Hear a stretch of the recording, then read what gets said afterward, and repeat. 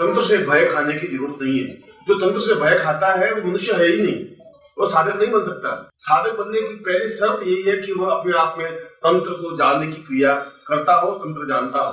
मगर दुर्भाग्य यह है कि पिछले 400-500 वर्षों में, या मैं कहूं कि गुरु गोरखनाथ के समय के बाद से, तंत्र के बारे में बहुत अधिक भ्रांतियां समाज में फैल गई।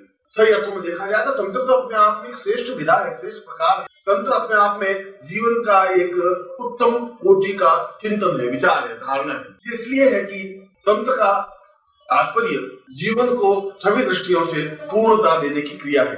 बिना तंत्र के तो जीवन की कल्पना ही नहीं की जा सकती। यदि हम एक विशेष नियमों में आबद्ध हों, एक विशेष तरीका हो जहाँ किसी प्रकार का भय नहीं हो, चिंता नहीं हो, जहाँ किसी प्रकार की बाधा नहीं हो, अड़चन नहीं हो, किसी प्रकार कठिनाइयां नहीं हो, जब बिल्कुल निर्मुक्त जीवन हो, तो हम कहते हैं हम स्वतंत्र हैं। स्वतंत्र का मतलब है अपने आप को पूर्ण रूप से तंत्रमय कर दिया है। यहाँ तंत्रमय होने की क्रिया का तात्पर्य है अब किसी प्रकार का मुझे भय नहीं रहा, अब मुझे किसी प्रकार की समस्या नहीं रही, अब मुझे जीवन में किसी प्रकार की अड़चन नहीं रही।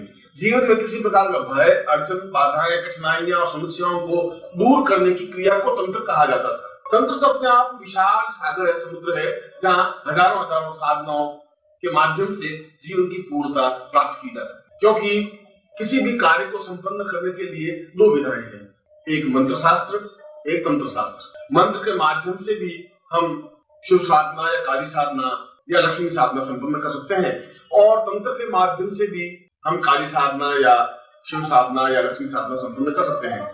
मगर दोनों का प्रकार अलग है, दोनों का तरीका अलग है, दोनों का सिस्टम अलग है। और यह जो प्रकार अलग होने की जो क्रिया है, अलग तरह की जो सिस्टम है, अलग तरह का जो चिंतन है, यह महत्वपूर्ण है। इसलिए महत्वपूर्ण है कि इससे यह स्पष्ट हो जाता है कि क्या आज के युग में तंत्र अनिवार्य है, आवश्यक है, उपयोगिता है।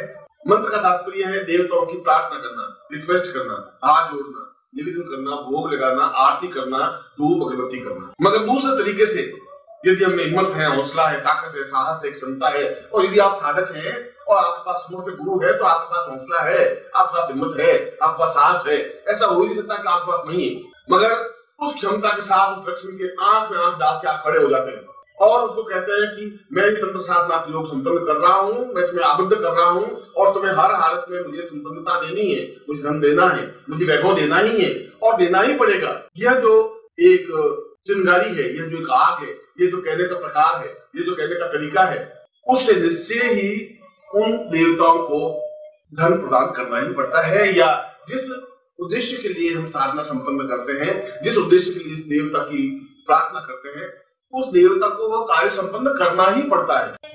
अब प्रश्न उठता है कि क्या अगर हम तंत्र साधना करें तो इसका कोई विपरीत प्रभाव, विपरीत परिणाम हमें भोगना पड़ता है?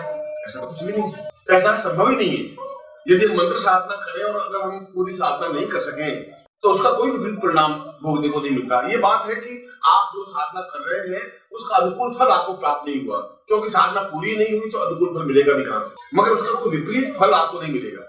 ठीक उसी प्रकार से तंत्र साधना के क्षेत्र में भी यदि हम पूरी साधना नहीं करें या साधना में किसी प्रकार की न्यूनता रह जाए तो उसका तात्पर्य ये नहीं कि उसका विपरीत परिणाम हमें भोगना पड़े या हमारे ऊपर गलत रिजल्ट हो जाए, ऐसा कुछ भी नहीं होता।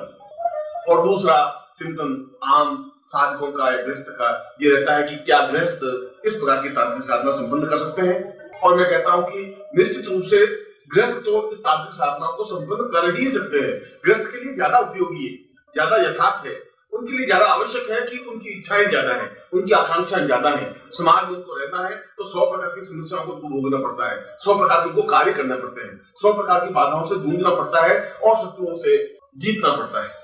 उन शत्रुओं पर हावी होने के लिए, उस जीवन के दुर्भिक्ष को, दुर्बलता को और जीवन की दरिद्रता को दूर करने के लिए, जीवन की न्यूनताओं को समाप्त करने के लिए ग्रस्त लोगों के लिए ज्यादा आवश्यक है कि वह तंत्र साधना करें।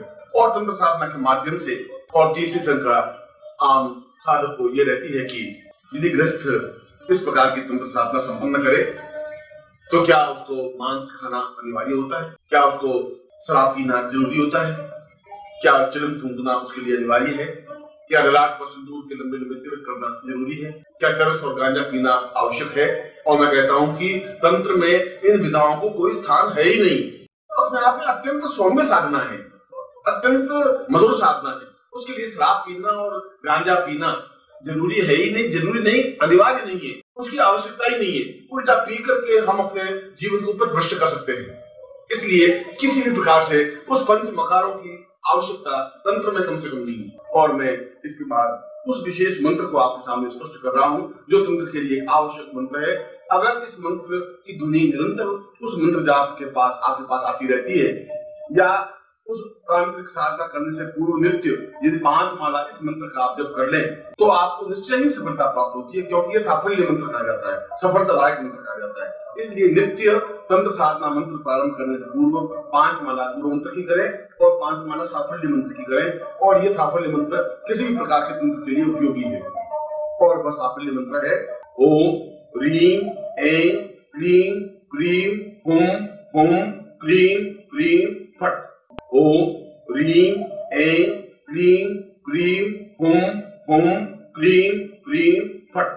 ओम ह्रीं ऐं क्लीं क्रीं हुम क्लीं क्रीं फट। इस मंत्र की 5 मालाएं आप जपें, मंत्र जाप करें, उसके बाद मूल मंत्र का प्रारंभ करें।